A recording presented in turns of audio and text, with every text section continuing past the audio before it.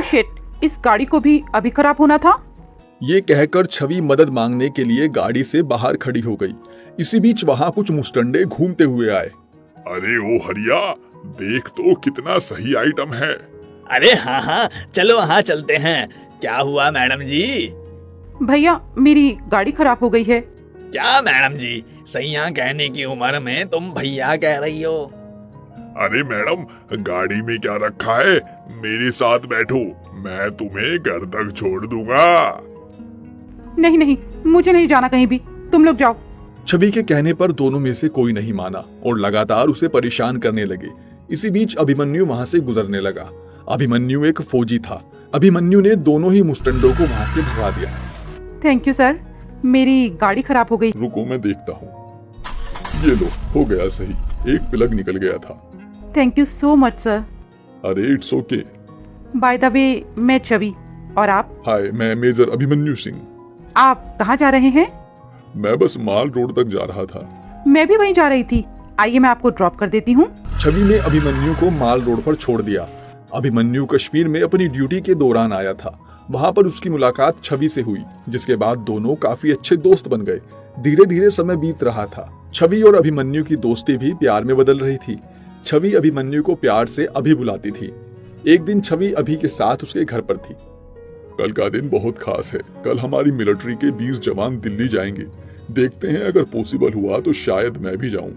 अच्छा, किस टाइम जाएंगे और कहां से जाएंगे? शायद शाम के 4 बजे, जो रास्ता शहर के बाहर से गुजरता है ना, हाँ उस रास्ते से। वैसे तुम ये सब क्यों पूछ रही हो? अरे बाबा, मुझे पता होना चाहिए ना तुम कहाँ हो, क्या कर रहे हो। तुम्हें कुछ हो गया तो मेरा क्या होगा? अभी इसी तरह बात करता हुआ सो गया। अगले दिन आर्मी स्टाफ से 20 लोगों को चुना गया। अभी की किस्मत अच्छी थी, उसका नाम उन लोगों में नहीं था। जिसके बाद बताए हुए टाइम पर भारतीय आर्मी की बस दिल्ली की ओर रवाना हो गई। कश्मीर की घाटियों के बीच आतंकवादियों ने मिसाइल से बस पर हमला कर दिया, जिसके बाद बस के परखच्चे उड़ गए और 20 के 20 जवान मौके पर ही शहीद हो गए। जम्मू कश्मीर में मातम सा छा गया। पूरा देश इस हादसे से गुस्से में था। देश भर की आवाम वी वांट जस्टिस के नारे लगा रही थी। सरकार भी इस आतंकवादी गतिविधि का बदला लेने के लिए हाथ पैर मार रही थी। लगातार 3 दिन नौकरी करने के बाद अभी अपने घर पहुंचा। क्या हुआ, इतने परेशान क्यों हो? ये जो हादसा हुआ है, इसकी वजह से नींद उड़ गई है।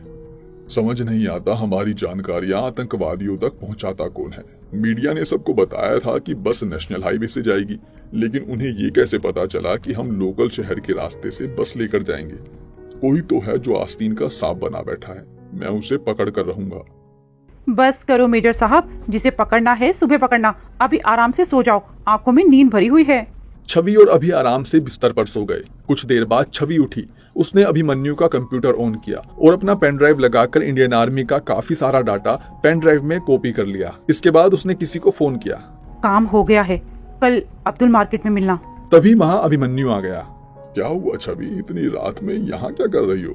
वो मैं दवाई लेने आई थी, सर दर्द हो रहा है काफी। चलो आओ फिर सोते हैं, सुबह तक सब ठीक हो जाएगा। छवि चुपचाप अभिमन्यु के साथ चली गई, लेकिन वो ये नहीं जानती थी कि अभिमन्यु एक भारतीय फौजी है, जिसकी नजरें बाज से भी ज्यादा तेज हैं। अभिमन्यु को शक तो काफी समय से था। रात में जब छवि सो रही थी तब अभी ने उसके कॉल लॉग चेक किए, जिसमें उसने हर बार एक अलग नंबर से अलग अलग लोगों से बात की थी। इसी जद्दोजहद में सुबह के 7 बज चुके थे। अभिमन्यु ने अपनी सर्विस गन में गोलियां भरी और छवि को खड़ा कर दिया। कौन हो तुम? क्या हुआ, मैं ही तो हूँ, तुम्हारी अपनी छवि। मैं आखिरी बार पूछ रहा हूँ, कौन हो तुम? क्या हुआ है तुम्हें? और ये गन नीचे करो। मैंने पूछा कौन हो तुम? अगली गोली तुम्हारे सिर में मारूंगा। बताती हूँ, प्लीज मुझे गोली मत चलाना। मेरा नाम फातिमा है, हम पाकिस्तान के मूल निवासी हैं। मेरी एक माँ और छोटी बहन है। तो ये सब ढोंग क्यों रचाया? कुछ लोगों ने मेरी अम्मी और बहन का अपहरण कर लिया है और मुझसे तुम्हारे थ्रू आर्मी की जानकारी लेने को कहा। अगर मैंने ऐसा नहीं किया तो वे हम तीनों को मार देंगे। तुमने पुलिस को क्यों नहीं बताया, आर्मी को क्यों नहीं बताया? तुम्हारी वजह से हमारे 20 जवान शहीद हो गए। मुझे माफ कर दो। फातिमा, माफ तो तुम्हें इंडियन आर्मी करेगी, वो लोग बस आते ही होंगे। इतने में ही आर्मी ट्रक वहां पहुंच गया। एक जवान ने फातिमा को ट्रक में बिठाया और जेल की ओर लेकर चल दिया। जेल का रास्ता अब्दुल मार्केट से होकर गुजरता था। जैसे ही वो लोग वहां पहुंचे, आतंकवादियों ने फिर से ट्रक पर हमला कर दिया। सभी फौजियों ने फातिमा को बचाना चाहा, क्योंकि वो इस केस की पहली और सबसे जरूरी कड़ी थी। एक सिपाही फातिमा को बचाने के लिए एक घर की ओर ले जाने लगा। इसी दौरान दूसरी तरफ से एक आतंकवादी ने इस सिपाही को गोली मार दी। आतंकवादी ने फातिमा को गन पॉइंट पर ले लिया। इसके बाद उसने सबसे पहले डाटा वाला पेन ड्राइव लिया और फिर इंडियन आर्मी को फायरिंग ना करने के लिए कहा। फातिमा को गन पॉइंट पर रख के देख इंडियन आर्मी रुक गई। आतंकवादियों ने अपनी गाड़ी में बैठना शुरू किया। लास्ट मौके पर उन्होंने फातिमा को गोली मार दी और गाड़ी लेकर वहां से भाग निकले। आर्मी का ध्यान फातिमा को बचाने पर था। कुछ सिपाहियों ने आतंकवादियों की गाड़ी का पीछा किया। कुछ देर बाद उन्हें वो गाड़ी मिल भी गई, लेकिन तब तक बहुत देर हो चुकी थी। गाड़ी के अंदर कोई नहीं था। फातिमा को उसके किए की सजा मिल गई थी, लेकिन आतंकवादियों का हिसाब होना अभी बाकी था।